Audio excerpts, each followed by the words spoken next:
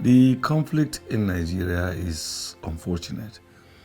The reason is that most of the conflicts, though they may start as economic issues, but they've always ended up as religious issues. Even if they start as political issues, they always end up as religious issues. If they start as communal violence, they still end up as religious issues. So the religious identity has become a very easy tool to manipulate and create tension. We have been having sectarian violence and crisis since 1980 with the eruption of first ever sectarian violence that erupted in the entire country, Nigeria. Whenever a crisis erupted, it always spilled over to virtually all the nooks and crannies of the country. Lives have been wasted. It has denied them going to school, denied them economic opportunity because they are fighting. Even structures that were put in place, sometimes during the course of this violence, they have demolished some of those structures. And the same resources that are supposed to be used in improving their lives will go back to rebuilding what they have destroyed. So as co-facilitator of the Global Peace Foundation campaign on One Family Under God, we decided to move into those local communities to begin to speak to the people on the need for them to remember that human beings are members of one family under God. So the mission of our work in the aforementioned areas is to inculcate in people the spirit of oneness, the spirit of the sanctity of the fundamental human rights of all and sundry, regardless of any difference. And it has been yielding substantial beneficial results. Recently, we had general elections in the country.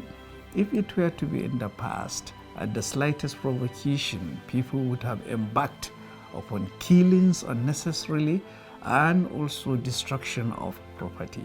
But such has tremendously subsided.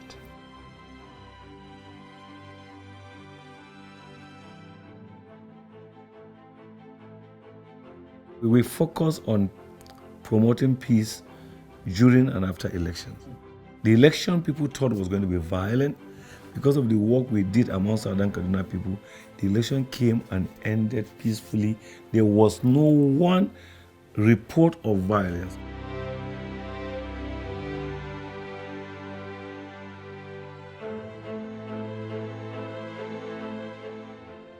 We worked with the youths before the election. We had sessions with women. We had sessions with religious leaders. Then we had sessions with community leaders. And we also had another session collectively with the 4 groups.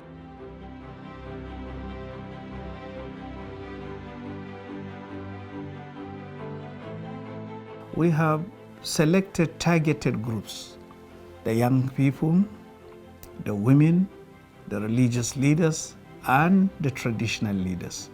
So we always bring them together because whenever a crisis erupts, the most vulnerable are the women and the children.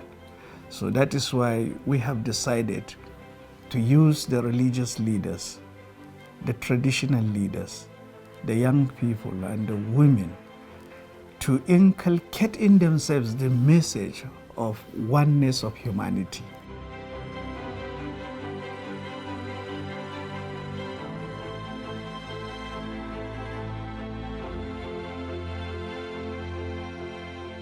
Human beings generally have got given fundamental human rights which must be sanctified by all and sundry, among which is the freedom to practice the religion one has chosen to be practicing. Right to life, right to own property, right to live wherever one wishes. We need to build capacity of more leaders who will go to rural communities, to churches and mosques, to schools and teach this message of peace. So why don't we use the money to build capacity of leaders who will reduce the violence through their message so that we don't even have to support people or do any humanitarian support by buying relief materials. Relief materials should be our last option. Training and sending people to go and preach this message should be our primary responsibility. In Africa, there is this tradition or culture where we are one another, with the fact that we have an extended relationship. Sometimes some people can call you their brother while they have no blood relationship with you. So if we have that, why don't we build on that kind of understanding that we call some people our brothers and really being brothers and protect them? Why don't we begin a system where we will love one another, we will cherish one another, we will celebrate one another, we will defend one another. Our children will grow to see others as part of their human family, not enemies.